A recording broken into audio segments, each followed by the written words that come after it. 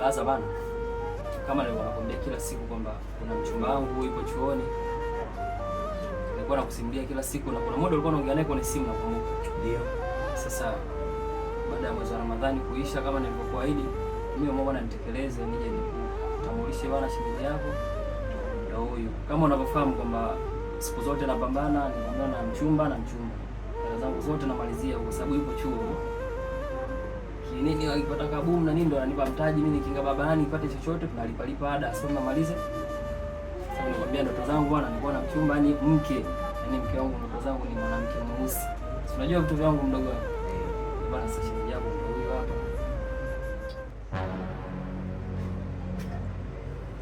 Mdogo wangu, nimekusikia. Afu kingine wewe ushakuwa. Sijajua kwamba unapokaweka miwani hapo juu ndo unakosa akili, lakini tuachane na hiyo. Maana umezoea. Kwa vile umempenda mwenyewe. Binti umempenda. Siwezi kuingilia. Shemeji yangu vipi? Umempenda mdogo wangu? Ndio, nimempenda. Na kwa hiyo mnapendana? Ndio. Kwa hiyo mdogo wangu, katika zunguka yako yote katika maisha umeamua hela yako ishie hapa, si? Sijaamua, lakini ni moyo sijua. Nimeshakuwa hivyo tena. Wote nyinyi mna moyo. Unaona una moyo? Ndio, na moyo. Mnapendana? Tunapendana. Siwezi kuingilia. Sawa.